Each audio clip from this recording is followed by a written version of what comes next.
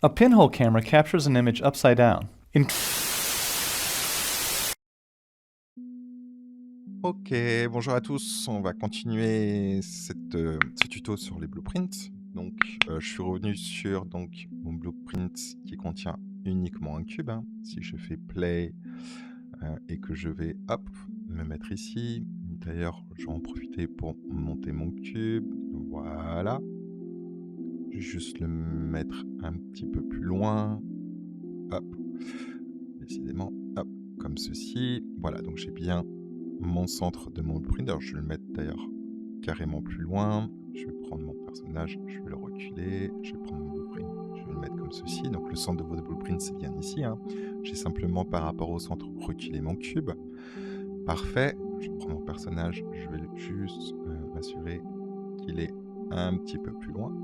Voilà. Ok, et donc je vais ajouter donc un collider. On voit qu'on a différents types de collider, on va les voir. On a le box collider. Si je fais compile et que je me mets comme ceci, on voit que donc j'ai bien un cube qui apparaît. Ce cube qui apparaît, si je fais play, disparaît en play. C'est vraiment juste là, il est visuellement accessible. On le voit, c'est uniquement une aide pour vous montrer que donc il y a bien un box collider qui est ici.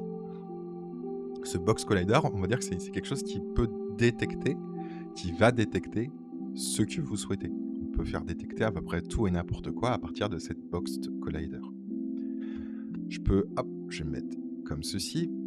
Donc on a une box collider. Si je fais supprimer, je le prends, je le supprime. Si je tape collider, vous voyez que directement ça m'a ouvert mon groupe de collision. On a box collision, capsule collision et sphère collision. Je pourrais très bien, si je fais add, aller chercher directement mon groupe à la main, comme on a vu directement ici. Souvenez-vous qu'ici, on a des raccourcis de tout ce qui est, on va dire, le plus utilisé, en tout cas d'après les ingénieurs d'Unreal. Mais qu'après, si je fais dans mon groupe de collision, on voit qu'on retrouve les 3 types de collision. Donc la deuxième, la capsule. Donc la capsule va vachement s'adapter par exemple sur tout ce qui est personnage. Quand on a un personnage, forcément il va y avoir une collision pour détecter des murs, etc. etc. Dans les jeux, c'est comme ça que ça fonctionne.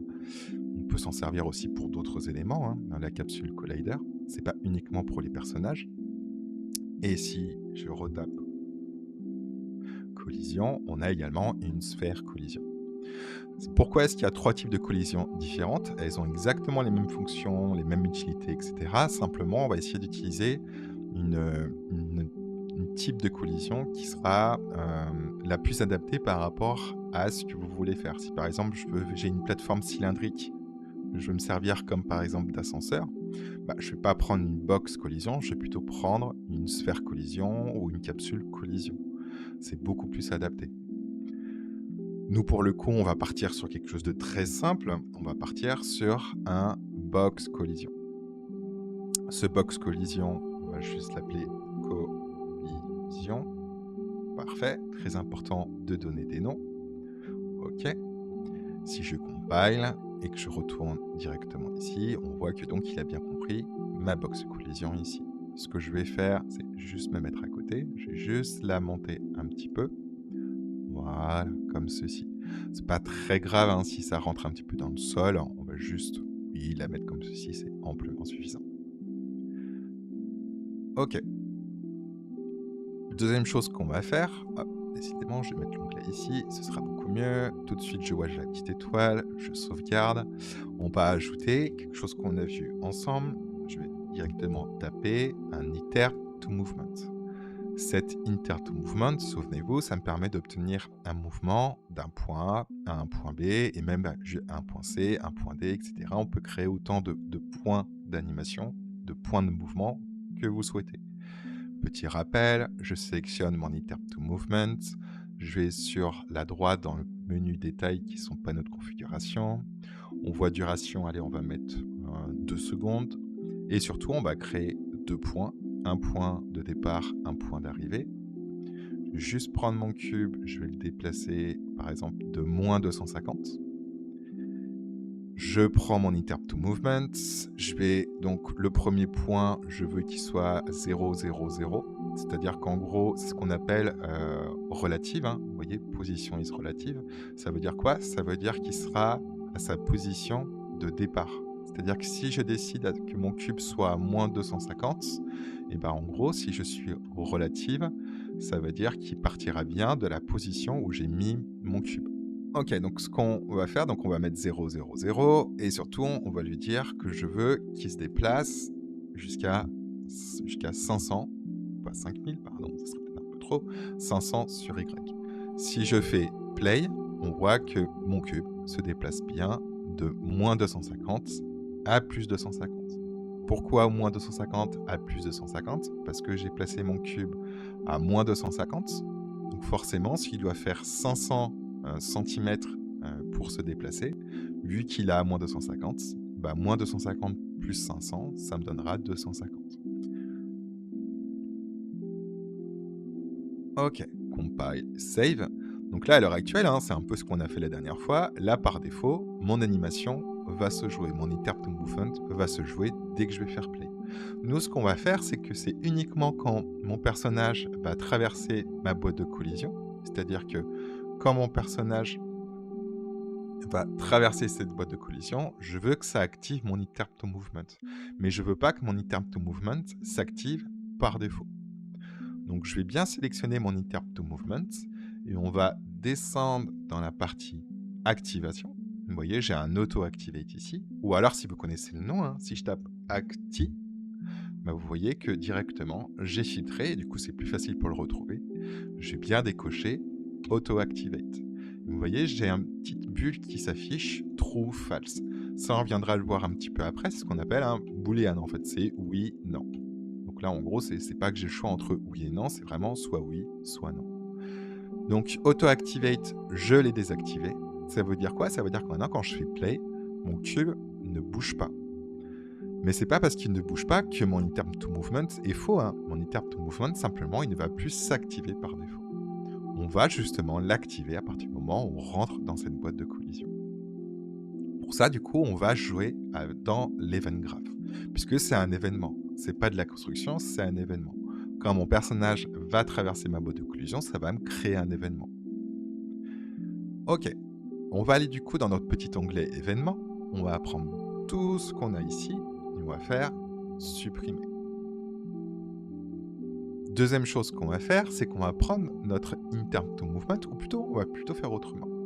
Si je fais bouton droit, je peux très bien, si je tape Events, je peux très bien apporter, vous voyez, tout un type d'événement. Je peux très bien Events, Begin, Overlap. C'est celui qu'on va utiliser. Si je commence comme ceci, si je tape Event, Begin, Overlap, là, ok, Unreal a compris qu'il y a un événement qui va se passer quand je traverse quelque chose, mais pour l'instant, il ne sait pas ce quelque chose, qu'est-ce que c'est. C'est-à-dire qu'en gros, il a compris qu'il y a quelque chose qui doit être traversé, mais quoi? Nous, on va faire plus simple, on va faire comprendre à Unreal très rapidement que c'est notre collision. C'est notre collision, quand on va la traverser, qui va se passer quelque chose. Pour ça, on va sélectionner notre collision. Notre collision, hein, pour rappel, hein, c'est notre box qui est ici. Et si je descends tout en bas, vous voyez, je peux créer à partir de cette collision tout un type d'événement. Et vous voyez, on retrouve le component begin overlap. Bah, si je fais plus, on se retrouve avec le même component, sauf que cette fois-ci, il a bien compris que c'était ma collision. C'est quand quelque chose traverse quoi? Traverse ma collision. Je pourrais m'y prendre aussi autrement, c'est-à-dire que je pourrais, plutôt que d'aller chercher finalement, hop, je vais prendre collision, plutôt que d'aller chercher ma collision dans le panneau de détail, je pourrais très bien faire un bouton droit sur ma collision. Vous voyez, j'ai un Head Event. J'arrête pas de dire vous voyez, je suis désolé.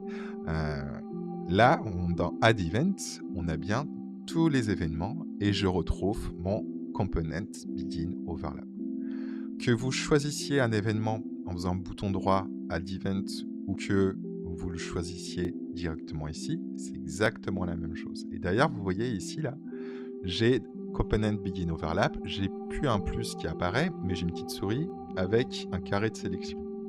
Si par exemple je me mets dans Viewport et je clique sur ma petite souris avec mon carré de sélection qui qui correspond à mon begin overlap, ce qu'il va faire, c'est qu'il va non seulement m'ouvrir mon event graph, mais en plus, il va directement me le centrer. Si par exemple, je me mets ici et que je clique sur cette icône, vous voyez, il me recentre finalement sur mon node. Autre chose, hein, si je fais F, ah non, ça je pensais que ça fonctionnait. Bon, c'est pas grave, ça ne fonctionne pas. Je pensais qu'on pouvait faire des focus comme ça, c'est pas très grave. Vous avez la possibilité de faire un focus hein, directement hop, en cliquant ici. Ok, donc là pour l'instant, ce qu'on a fait, c'est qu'on a juste fait comprendre à une reel que quand quelque chose, donc tout et n'importe quoi, traverse ma boîte de collision, bah pour l'instant, c'est tout en fait. Hein. C'est 3 petits points de suspension. Unreal ne peut pas comprendre de lui-même que c'est pour finalement activer mon interrupt to movement. Pour l'instant, on n'en est pas là. Pour l'instant, on a juste fait comprendre que quand quelque chose traverse ma boîte de collision. Si on analyse toutes les sorties qu'on a ici, si c'était à gauche, on aurait des entrées, à droite, on a des sorties, on a différents types d'éléments et surtout des codes couleurs qui apparaissent. Le premier, très important, c'est mon pin exécutable. D'ailleurs, vous voyez, quand je passe ma souris, j'ai une petite bulle d'info qui me dit ce que c'est. Le pin exécutable, c'est ce qui me permettra d'exécuter mon code. Très important, si j'ai rien qui part de mon pin exécutable, même si j'ai plein de choses dans mon blueprint, bah, si rien ne s'exécute, il ne se passera rien. Donc, très important. Si je descends ensuite en dessous, bah, donc on a des sorties avec des couleurs. Ça, finalement, ces couleurs sont extrêmement importantes. Vous voyez, par exemple, le premier qui s'appelle Overlapped Components. Encore une fois, si je passe ma souris, j'ai une petite bulle qui me dit bah, le nom, hein, Overlapped Components, c'est ce qui est marqué directement ici. Et en dessous, très important, il me dit bah, le type de... Comment on pourrait appeler ça de variable, en fait. Le type de variable. On voit que ce type de variable, c'est quoi? C'est une primitive, component, object, référence. Ce qu'il attend à partir de cette sortie, c'est des choses qui vont avoir un impact, enfin, qui vont être liées à une primitive, component, objet, référence. J'essaie de le simplifier au maximum. Hein. Ceux qui connaissent les blueprints voilà, peuvent se dire mais qu'est-ce qu'ils racontent, mais j'essaie vraiment de simplifier au maximum pour que tout le monde puisse comprendre. Donc là, on voit encore à peu près le même type de couleur. Par contre, si je descends en dessous, on a un autre type de couleur qui est le vert, qui est un integer. Le rouge, c'est un booléen, et le bleu, c'est encore autre chose, on va dire. Si je vais dans les variables ici, là, vous voyez, j'ai des components. Actuellement, en components, finalement, c'est exactement ce que j'ai ici. À chaque fois, on a rajouté component, on a rajouté un component inter to movement, bah, vous voyez, on le retrouve ici. Si je fais plus dans variables, hop, je vais rajouter une nouvelle variable. Et vous voyez, on retrouve le code couleur encore une fois ici. Ici, rouge booléen, et bien effectivement, ça correspond au rouge qui est ici, qui est booléen. Si par exemple, je clique sur booléen, ben, je vais pouvoir changer le type de variable. On se retrouve avec des choses différentes. Integer, par exemple, donc on y reviendra petit à petit, mais un integer, c'est quoi? C'est une valeur qui ne contiendra pas de virgule. 1,5, par exemple, c'est pas possible. Juste pour vous montrer, je vais faire compiler, ok. Si je clique sur ma nouvelle variable, vous voyez que ici, dans défaut value, j'ai la possibilité d'intégrer un chiffre. Bah, si je tape 1,5, bah, il ne va pas vouloir, il va me forcer à mettre 1. Je peux mettre 2, je peux mettre 5, mais je peux pas mettre 10,6 par exemple. C'est pas possible. Pour ça, du coup, on a ce qu'on appelle une float. Et vous voyez, la float, c'est encore un autre type de couleur. On est sur un vert un peu plus flashy. Bah, le float, si par exemple, si je tape 10.5, ah oui, pardon, il faut que je fasse compiler, ok. Bah, si je tape 10.5, vous voyez, la float en veut bien. Si je décide de choisir un booléen, je fais compiler, bah, le booléen, il me permet juste de dire si c'est vrai ou faux.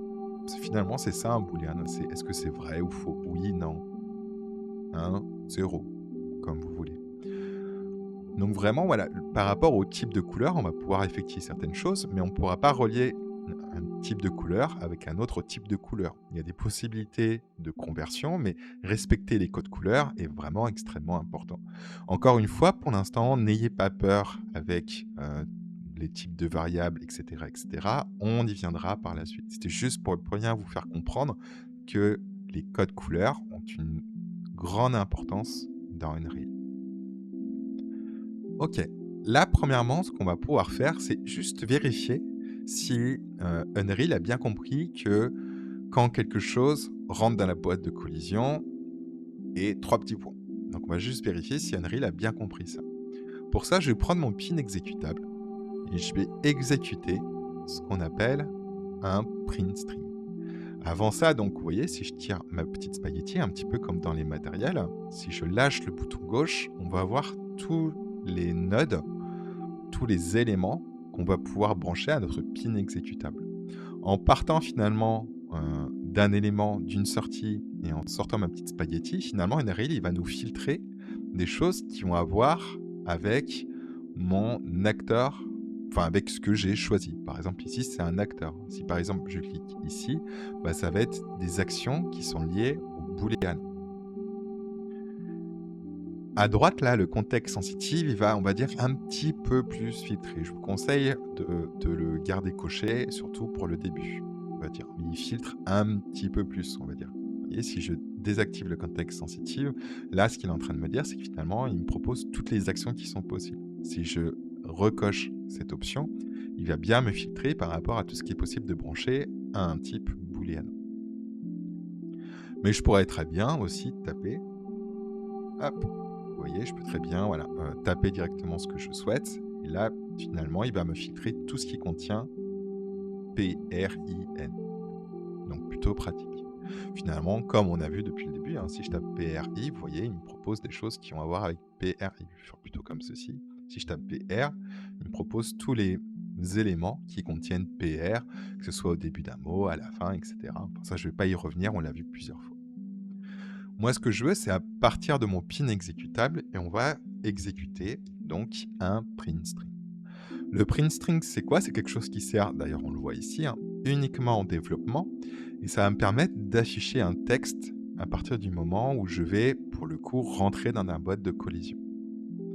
Si je fais compile, et que je fais play, et que j'avance, qu'est-ce qui se passe? Bah, vous voyez qu'en haut à gauche, j'ai bien mon texte qui s'affiche. J'ai bien Hello qui s'affiche. Ça me donne quoi comme indication? Ça me donne comme indication que donc mon code que j'ai réalisé, c'est-à-dire que quand quelque chose rentre dans ma boîte de collision, eh ben ça fonctionne puisque j'ai Hello qui fonctionne.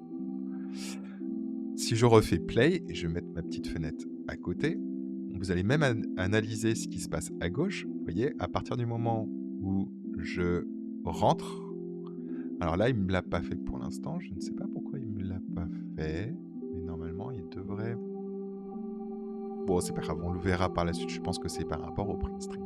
Mais le print string sert à ça. Il sert vraiment à vérifier si ce qu'on a réalisé ici est bon. Et effectivement, c'est bon. Quand j'ai quelque chose qui traverse ma boîte de collision, on a bien vu mon petit hello qui apparaissait. Vous n'êtes pas obligé de laisser hello. Si par exemple, vous voulez par exemple taper vérif, vous voyez, j'ai simplement sélectionné hello, j'ai tapé vérif. Si je fais play, on a bien vérif qui apparaît à chaque fois que je rentre dans ma boîte de collision. Donc, cette partie est bonne. Je peux faire supprimer mon print string. Print string, encore une fois, c'est vraiment juste pour vérifier. Vérifier, supprimez-le, etc., etc. Ok. Deuxième chose qu'on va faire, alors on ne serait pas obligé dans notre cas, mais ce qu'on va faire, c'est qu'on va bien spécifier que c'est uniquement quand c'est mon personnage qui rentre dans la boîte de collision, et pas autre chose, pas un autre acteur, uniquement mon acteur player qui rentre dans ma boîte de collision, bah, ça va activer, ça va permettre de faire quelque chose en gros. Comme je disais, on n'est pas obligé de le faire là, puisque là, pour l'instant, on n'a qu'un seul acteur qui est notre personnage. Mais on va quand même faire cette petite vérification. Pour ça, si on analyse toutes les sorties, overlap component, quand on a du coup overlappé notre component, c'est pas ça qu'on veut. Par contre, over actor, effectivement, c'est là où on va pouvoir spécifier quel type d'acteur rentre dans ma boîte de collision. Je vais prendre Other Actor, bouton gauche appuyé, je tire ma petite spaghetti, et on va aller chercher un node qui s'appelle égal. Donc je vais taper égal sur mon clavier, ça m'a filtré du coup toutes les choses qui sont qui intègrent le égal. Vous voyez qu'on a plusieurs types d'égalité, on a même quelque chose qui est pas égal. Nous on va prendre pour le coup le égal. Hop, je vais le mettre comme ceci, et surtout, on va bien spécifier en prenant mon entrée directement ici, que c'est notre player caractère. Donc je vais taper player, on va aller chercher le get player caractère, et je clique dessus. Donc là, ce qui se passe, ce qu'on a fait, c'est qu'on a apporté une vérification. Quand quelque chose rentre dans ma boîte de collision, ou quand un acteur, plutôt, on va plutôt s'y prendre ainsi, quand un acteur rentre dans ma boîte de collision, quel est cet acteur qui rentre dans ma boîte de collision? Et bien, ce sera uniquement mon personnage caractère. Quand je dis mon personnage caractère, c'est quoi? C'est lui, hein, c'est ce personnage qui est ici. Ok, qu'est-ce qui se passe? Donc du coup, après cette vérification, on a donc un code couleur rouge. Le code couleur rouge, comme on a vu par la suite, c'est un boolean. Et encore une fois, vous voyez, quand je passe ma souris, ensuite, on voit bien que ça m'apporte un retour de valeur, et ce retour de valeur est exigé par un boolean. Je vais, hop, prendre ici, je tire ma petite spaghetti, et je vais aller chercher un élément qui s'appelle une branche. Bah, une branche, ça va un peu symboliser finalement mon boolean. C'est-à-dire que si ma condition, ce soit bien mon personnage, est remplie, si c'est vrai, je vais pouvoir faire quelque chose. Si c'est faux, je vais pouvoir faire quelque chose. Attention, on voit que j'ai un pin exécutable sur ma branche, un pin exécutable sur mon begin overlap. Si je ne relie pas les deux, il n'y a rien qui va s'exécuter. Donc je prends mon pin exécutable et hop, je vais le brancher sur un autre pin exécutable. Tout de suite, on va vérifier si mon code fonctionne. Donc je pars à partir de true, je tire ma petite spaghetti, et encore une fois, on va aller chercher un print string. Ok, je vais faire compile, save, je vais faire un play, je vais prendre mon personnage, et on va avancer. Et là, vous voyez, j'ai bien hello qui apparaît. Donc du coup, ça signifie quoi? Ça signifie que donc mon code est bon.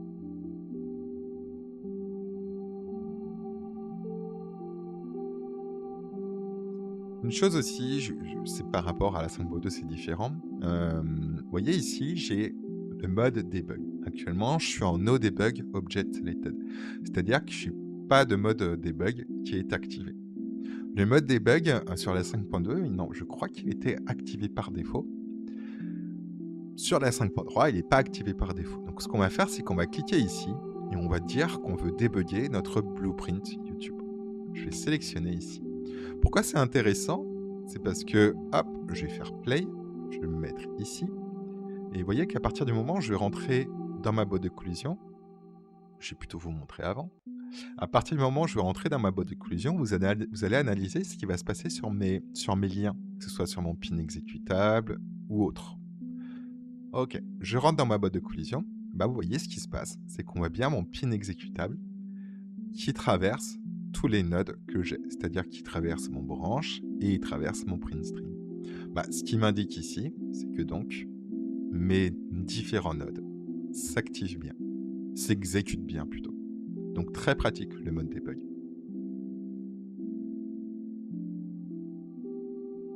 Ok, donc là c'est bon. Non seulement mon code, mon mode debug me montre que tout fonctionne bien, et en plus de ça, j'ai bien mon texte hello qui s'affiche bien en haut à gauche, donc je suis nickel. Parfait.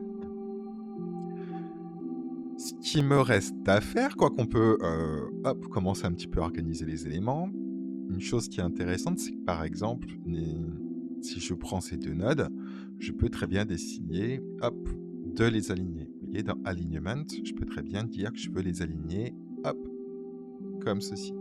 Si par exemple je veux aligner ces deux nodes en termes de verticalité, je peux faire un alignment et je peux faire alignment left. Pourquoi je vous parle de ça? C'est pour vous faire comprendre également, essayez d'organiser vos blueprints de manière la plus intelligente possible. Surtout au début, quand vous ne connaissez pas, n'hésitez pas à bien vous organiser, etc.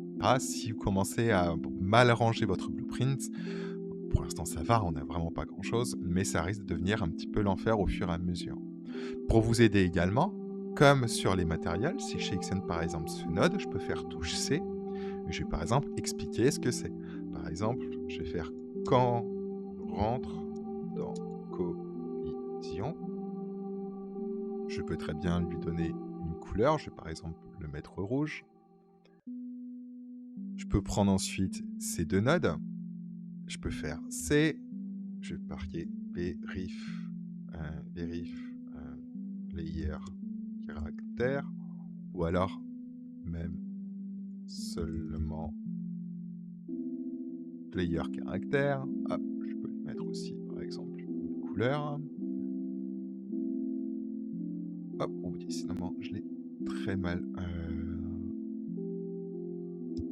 Voilà. Vous voyez, comme ça c'est encore plus simple hein, pour le lire.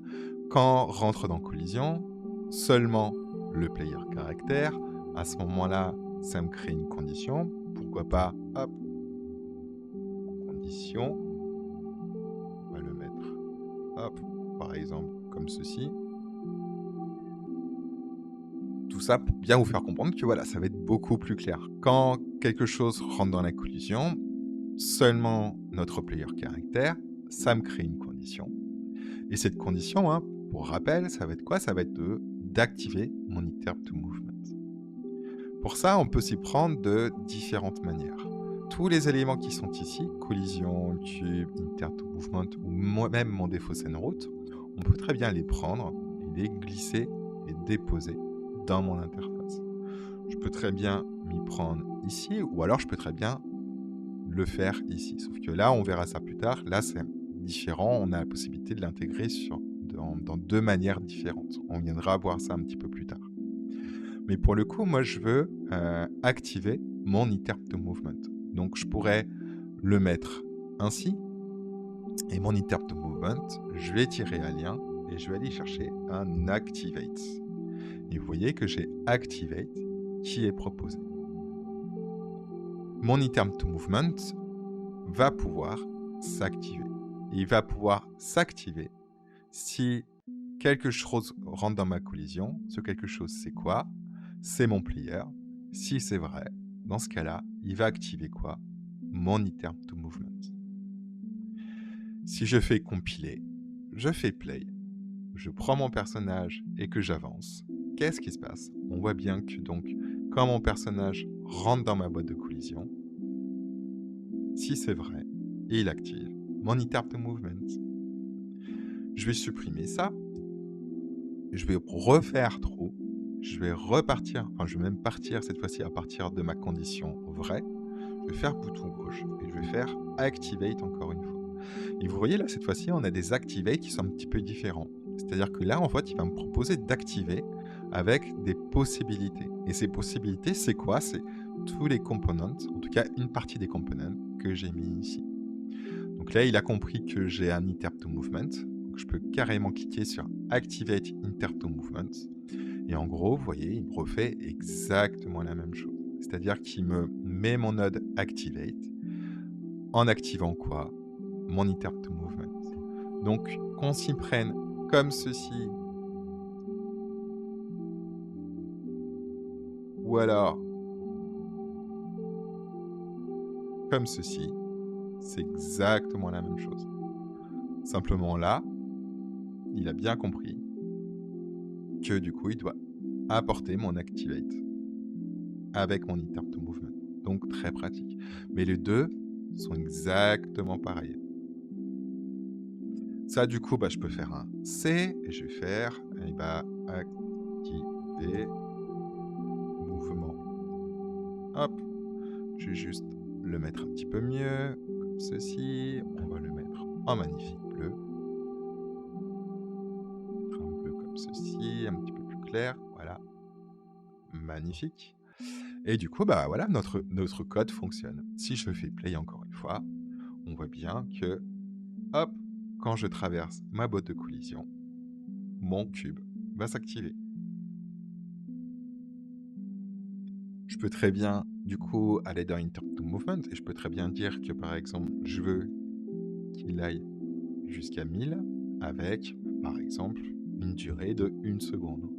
Si je compile et que je fais play, hop, et que je fais traverser mon personnage dans la boîte de collision, on voit que mon cube s'est déplacé beaucoup plus loin et très rapidement.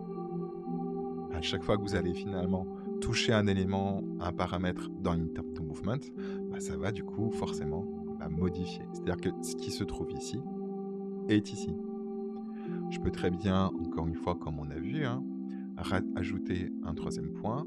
Hop, cette fois-ci, je vais dire toujours 1000 ici. Par contre, je vais dire que je veux qu'il se déplace ensuite de 500 sur Z. Je compile. Si je fais play et que je fais passer mon personnage, hop, vous voyez, mon cube a bien fait ces 3 mouvements. Il a fait A, B, C.